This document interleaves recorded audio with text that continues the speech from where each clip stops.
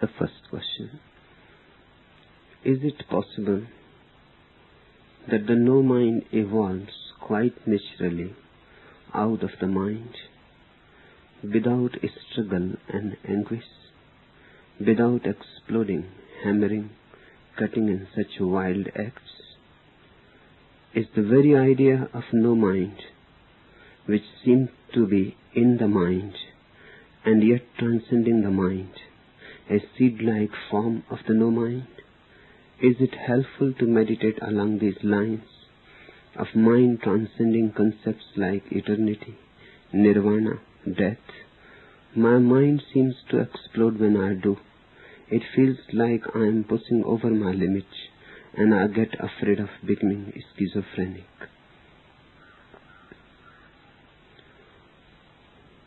The no mind cannot arise out of the mind.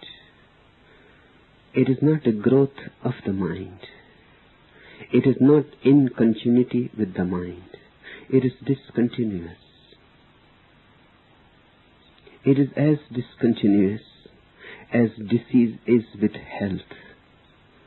The health does not arise out of the disease. It arises out of the removal of the disease. Disease was encroaching the space and was not allowing the health to bloom. The disease has to be removed. It is like a rock blocking the path of a small spring. You remove the rock and the spring starts flowing. It does not arise out of the rock. The rock was blocking it. The rock was a block. So is the mind. Mind is the block for the no mind. No mind simply means that which is not mind at all. How it can arise out of the mind? If it arises out of the mind, it may be supermind. But it can't be no mind. That's where I differ from Sri Aurobindo. He talks about the supermind. A supermind is the same mind, more decorated, more cultivated, more cultured, more sophisticated, more strong, more integrated, but all the time the same old mind. Buddha says, not supermind, but no mind. Not super soul, but no soul. Not super individuality, super self, but no self, anatta. That is where Buddha is unique, and his understanding the deepest. A supermind is a growth. A no mind is a leap, a jump. The no mind has nothing to do with the mind at all. They never meet even. They never encounter each other. When the mind is there, the no mind is not there. When the no mind is there, the mind is not there. They don't even say hello to each other. They can't. The presence of the one is necessarily the absence of the other. So remember it. That's why I say Sri Aurobindo never became enlightened. He remained polishing the mind. He was a great mind. But to be a great mind is not to be enlightened. So is Bertrand Russell a great mind. But to be a great mind is not to be enlightened. So is Friedrich Nietzsche a great mind. And Aurobindo and Nietzsche have much similar in them. Nietzsche also talks about the Superman, And Aurobindo also talks about the Superman. But the Superman will be a projected man. A Superman will be this man. All the weaknesses destroyed, all the strengths strengthened. But this man, bigger than this man, stronger than this man, higher than this man, but still on the same wavelength, the same ladder. There is no radical change. There has never been a discontinuity. No mind means discontinuity with all that you are. You have to die for no mind to be. So the first thing you ask, is it possible that the no mind evolves quite naturally out of the mind? No. It is not an evolution. It is a revolution. The no mind is dropped, and suddenly you find the mind is dropped, and suddenly you find the no mind is there, has been always there. The mind was clouding, making you confused, was not allowing you to see that which is. So it is not an evolution. And you ask, is it possible without struggle and anguish? It has nothing to do with struggle and anguish. No mind has nothing to do with struggle and anguish. It does not come out of struggle and anguish. Anything that comes out of struggle and anguish will carry the wounds. Even if though those wounds are healed, the scars will be carried.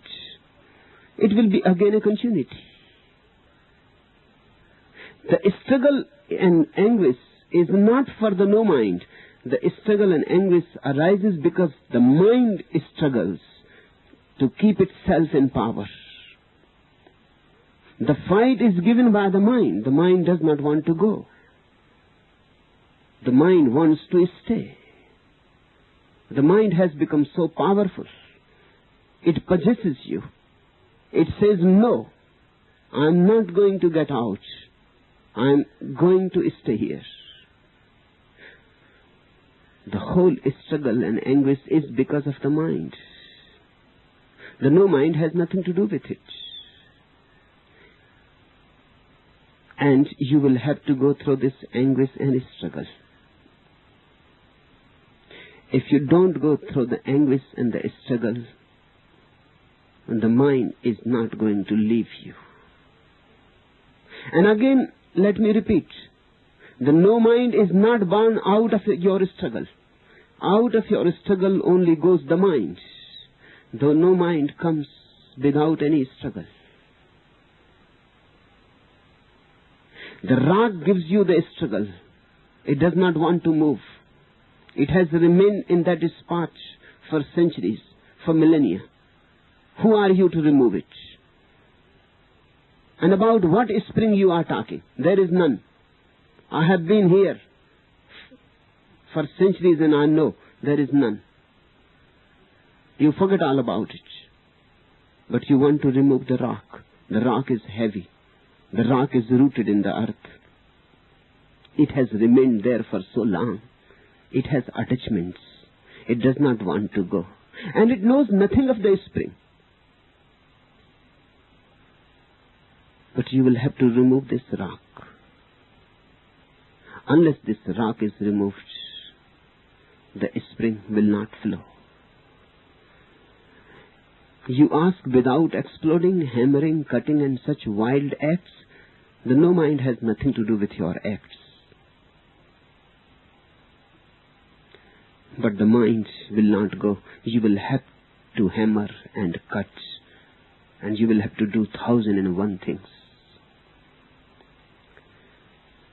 It's the very idea of no mind which seems to be in the mind and yet transcending the mind, a seed-like form of the no mind? No. There is no seed in the mind of the no mind. The mind cannot contain even the seed of no mind. The mind has no space to contain it. No mind is vast like the sky. How it can be contained in a tiny thing, the mind? And the mind is already too full of thoughts, desires, fantasies, imaginations, memories. There is no space. In the first place, it is very tiny. It cannot contain the no mind.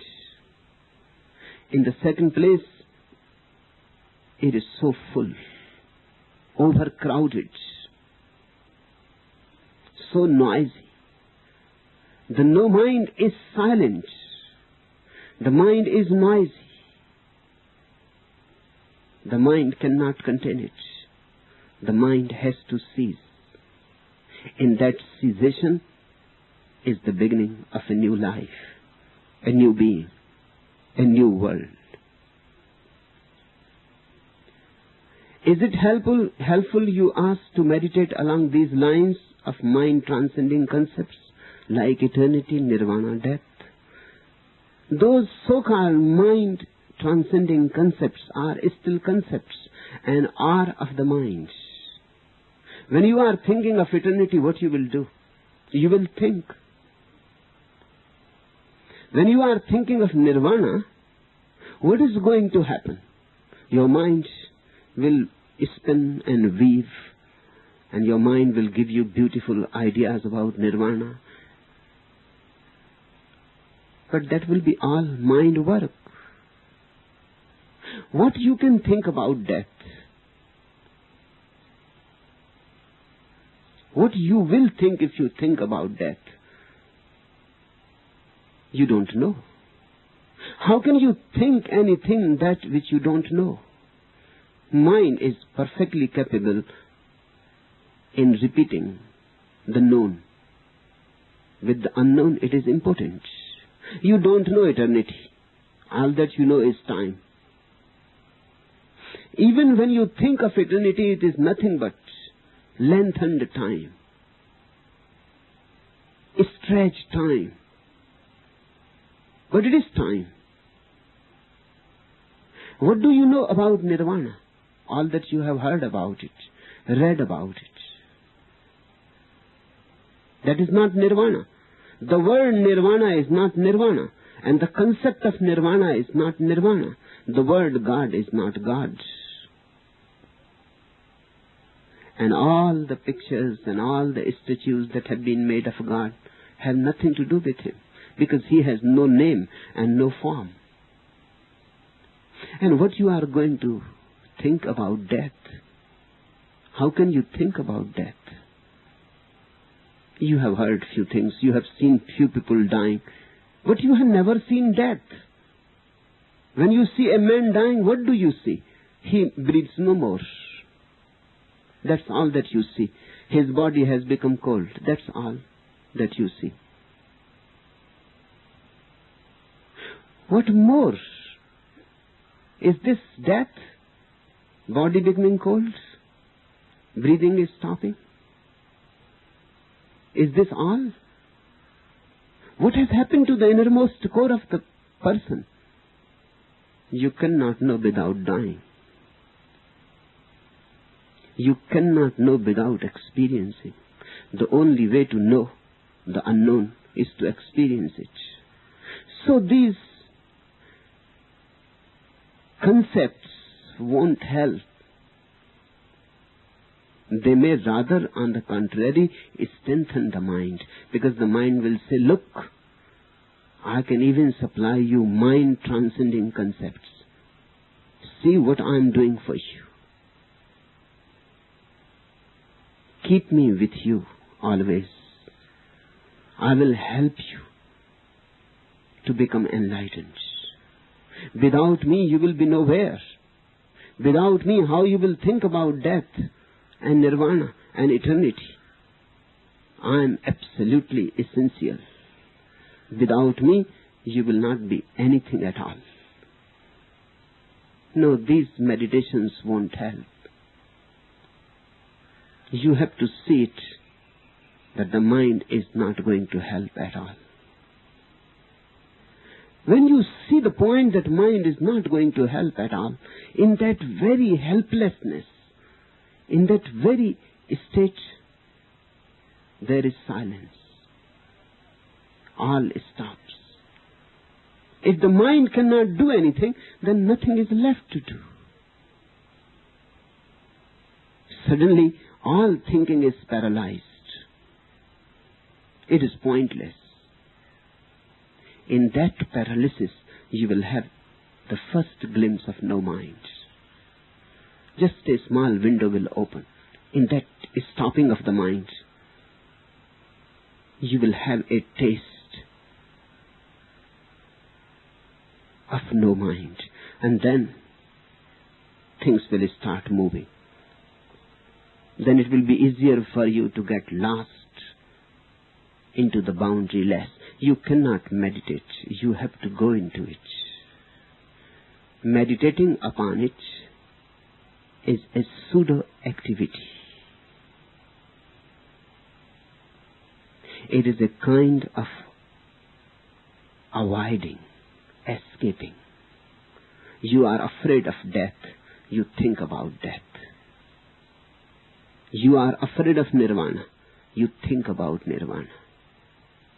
Thinking gives you the feeling that you are capable even of thinking about death and nirvana. My mind seems to explode when I do. Mind is very cunning. It must be deceiving you. Because mind cannot explode while you are thinking. About what you are thinking does not matter. While you are thinking, mind cannot explode. Mind will be enjoying it. And in that very enjoyment you are thinking, you are exploding. It feels like I am pushing over my limit and I get afraid of becoming schizophrenic. Then you need not be afraid of becoming ever schizophrenic, because you already are. Everybody is. Mind is schizophrenic because mind knows nothing of unity. Mind is always split. Mind has always alternatives, to be or not to be, to do this or to do that. Mind is always indecisive. Even if you choose something, it is only a part of the mind that chooses it. The other part remains against it.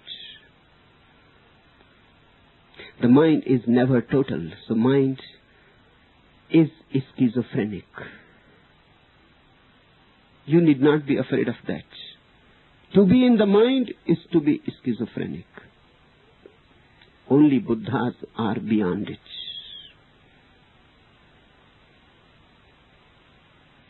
The whole humanity is schizophrenic, more or less. When you go beyond a point, then you have to seek and search the psychiatrist. But the difference is only of degrees. The difference is only of quantity, not of quality. Even between you and your psychoanalyst, there is only a difference of degrees.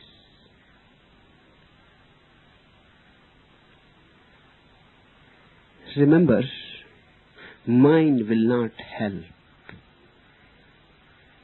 Mind cannot help. Mind can only hinder. Seeing this, no mind arrives. It is not that you bring it, it arrives on its own account.